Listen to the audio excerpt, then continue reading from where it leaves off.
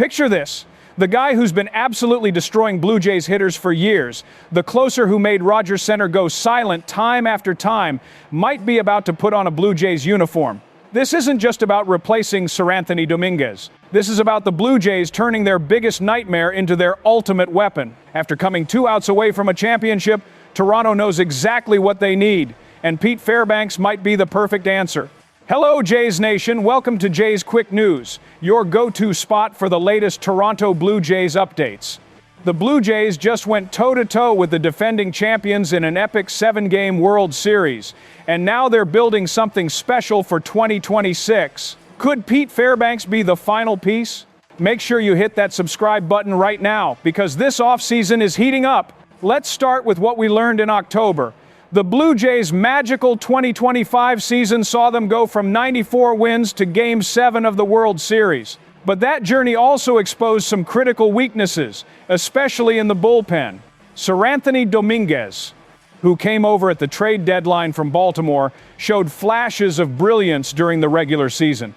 That electric arm, that devastating splitter, the strikeouts, it all looked perfect on paper. But October baseball is different, and Domínguez's control issues became impossible to hide when every pitch mattered most. Now, Domínguez is a free agent, and the Blue Jays have a golden opportunity to upgrade. Here's where the story gets fascinating. Pete Fairbanks just hit free agency after Tampa Bay declined his $11 million option.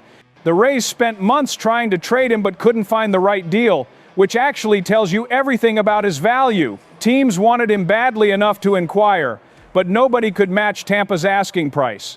Now there's no asking price. He's available to the highest bidder, and Toronto is reportedly very interested. Think about what Fairbanks represents for this organization. In 28 career games against the Blue Jays, he's posted a 1.33 ERA. Read that again, 1.33. That's the lowest ERA he has against any American League opponent. Blue Jays hitters have managed just a 130 batting average against him with an OPS under 500.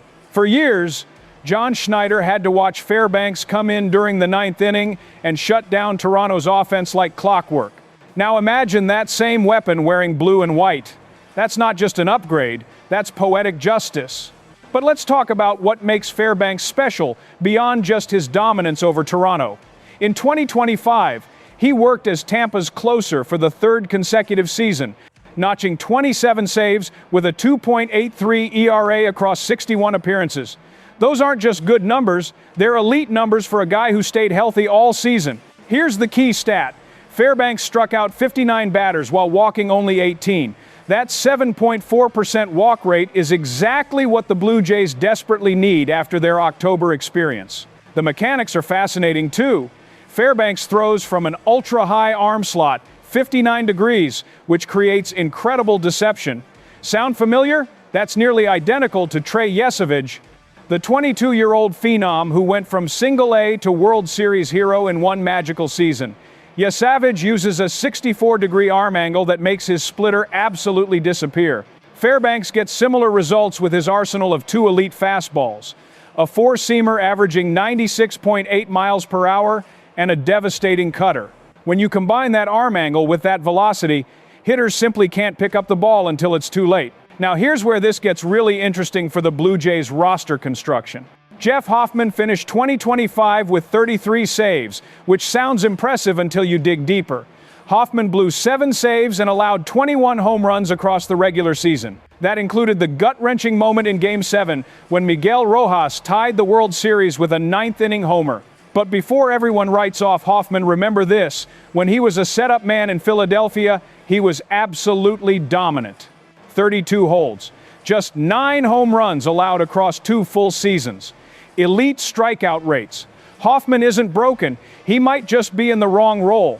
This is where Fairbanks changes everything. Sign Fairbanks as your closer, move Hoffman back to the 8th inning where he thrives, and suddenly you've got one of baseball's most feared late-inning combinations.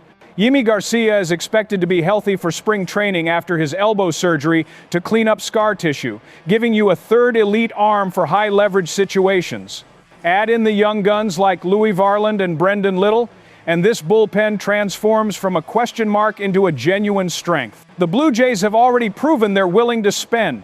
$210 million for Dylan Cease, $30 million for KBO MVP Cody Ponce, $500 million for Vladimir Guerrero Jr. back in April. This is an organization that understands their championship window is wide open right now.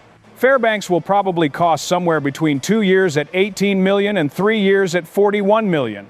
Split the difference, call it 3 years at $30 million, and that's absolutely reasonable for a proven closer who fixes multiple problems at once.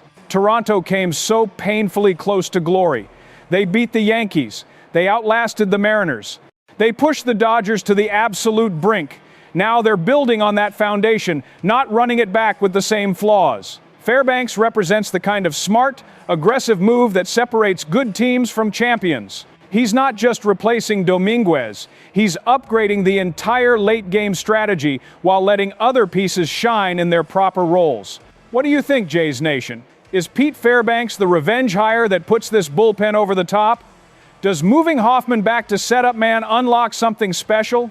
Drop your thoughts below, smash that like button, and subscribe with notifications on. The Blue Jays are building something incredible. Let's go!